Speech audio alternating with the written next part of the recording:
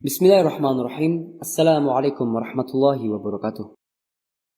Ini adalah kisah nyata dan benar terjadi, yaitu kisah Nabi Musa alaihissalam yang ingin melihat Allah. Dan Allah pun mengabulkan permintaan Nabi Musa. Kisah ini Allah sendiri yang mengabarkan melalui Al-Quran. Maka simak video ini sampai selesai untuk mengetahui bagaimana kisah yang sebenarnya.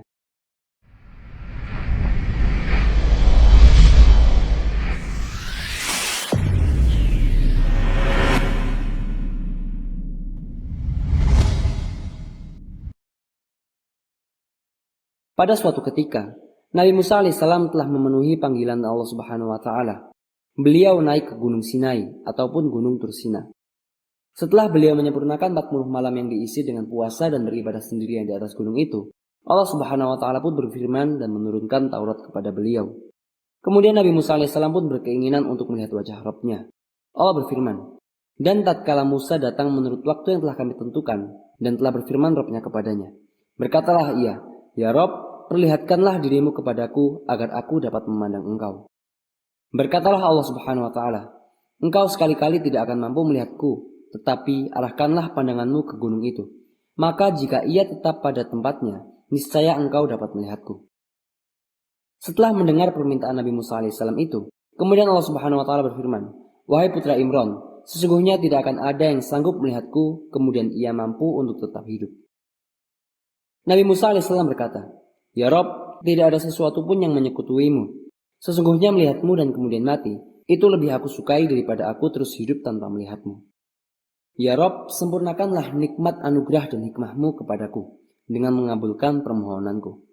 Setelah itu aku rela mati.'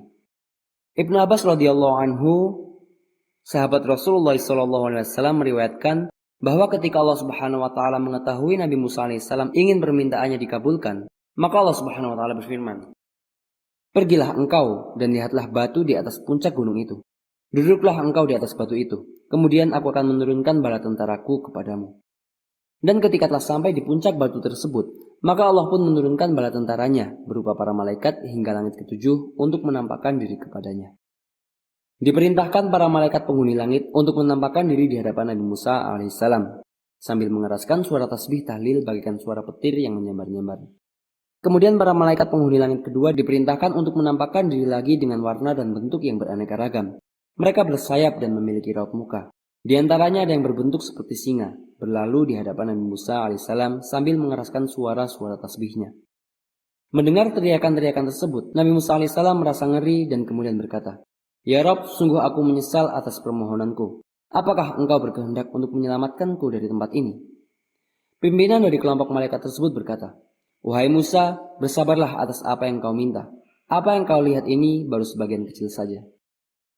Kemudian Allah Subhanahu wa taala memerintahkan para penghuni langit ketiga turun.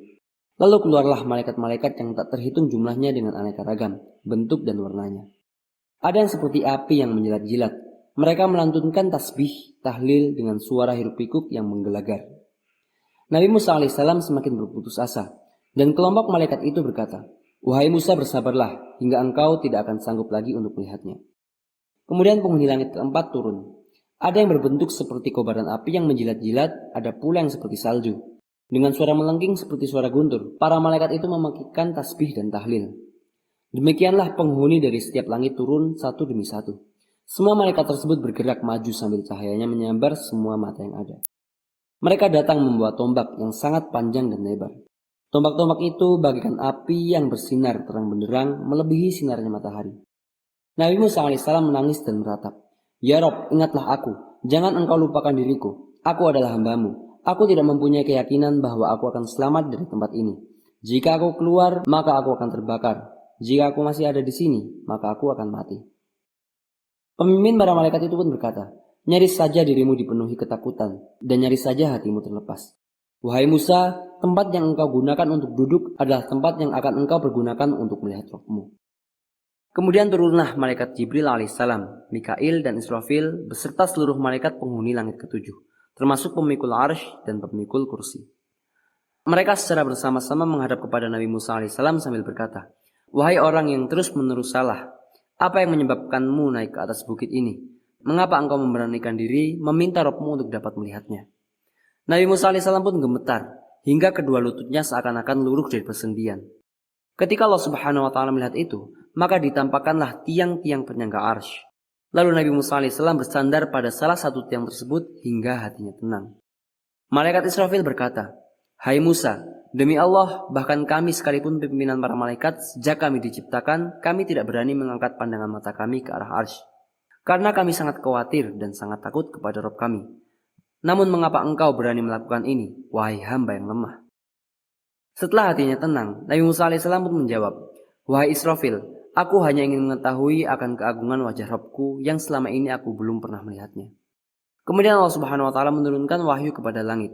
"Aku akan menampakkan diri, bertajali pada gunung itu." Maka bergetarlah seluruh langit dan bumi. Gunung, matahari, bulan, surga, neraka, para malaikat dan samudera semua bersyukur sujud. Sementara Nabi Musa alaihissalam masih memandang ke arah gunung itu. Setelah Rabb-nya menampakkan diri di atas gunung, maka tiba-tiba hancur luluhlah gunung itu. Dan Nabi Musa alaihissalam pun jatuh pingsan. Nabi Musa alaihissalam seakan mati karena pancaran cahaya Allah Subhanahu wa taala yang mulia.